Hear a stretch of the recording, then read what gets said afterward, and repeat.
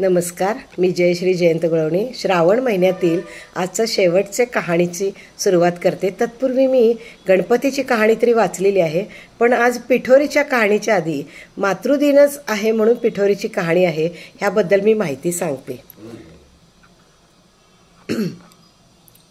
आई ह्या शब्दाची जादूच आगळी.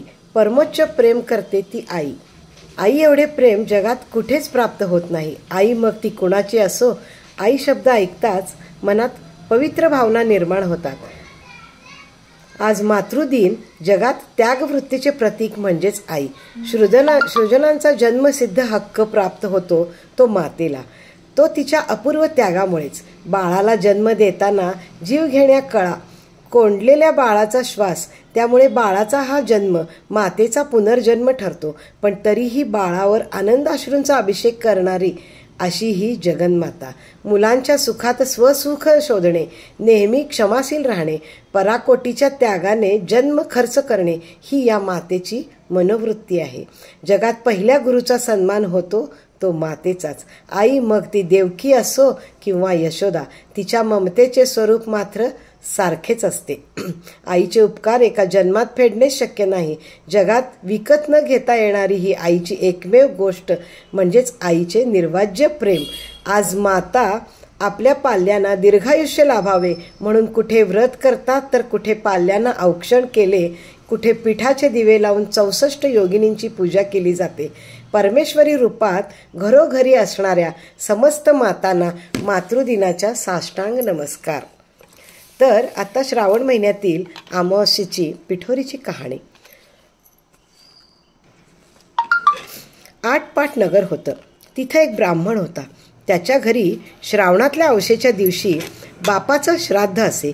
इकडे काय होई, ज्या दिवशी श्राद्ध त्याच दिवशी सकाळपासून त्याच्या सुनेचं पोट दुखू लागे व ब्राह्मण जेवायला बसण्याच्या वेळेवरच बाळंत होऊन पोर मरून जाई.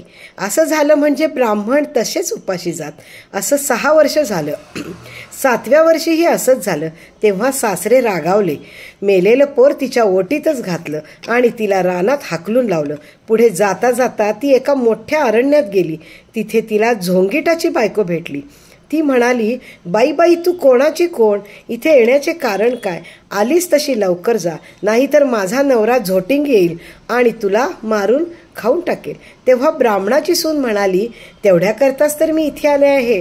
तशी झोटिंगाची बायको म्हणाली, बाई बाई, तू इतकी जीवावर उदार का? मी एका ब्राह्मणाची सून आहे. दरवर्षी मी श्रावणी अवसेच्या दिवशी बाळंत होईन व मूल मरून जाईल.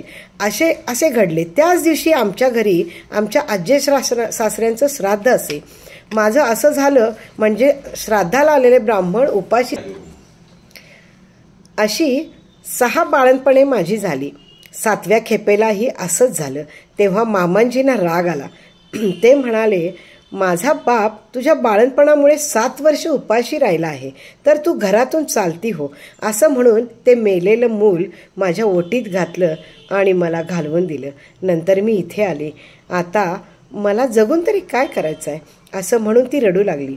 तशी झोटिंगाची बायको तिला म्हणाली, बाई बाई, तू भिवू नकोस, घाबरू नकोस. अशी थोडीशी पुढे जा. तिथे तुला एक शिवाचं लिंग दृष्टीस पडेल. बेलाचं झाड लागेल. तिथे एका झाडावर बसून रात्री नागकन्या, देवकन्या, 7 असरा बरोबर घेऊन तिथे पूजेला येतील. पूजा झाल्यावर खीरपुरीचा नैवेद्य दाखवतील आणि अतिथ कोण आहे असे विचारतील. असं विचारल्यावर मी आहे असं म्हण. त्या तुला पाहतील. कोण कुठची म्हणून चौकशी करतील. तेव्हा तू सगळी हकीकत त्यांना सांग. ब्राह्मणाच्या सुनेनं बर म्हटलं.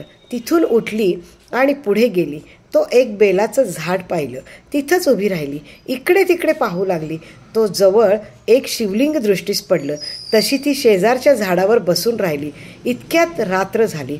तशा नागकन्या, देवकन्या, असरांच्या स्वाऱ्या सुद्धा आल्या.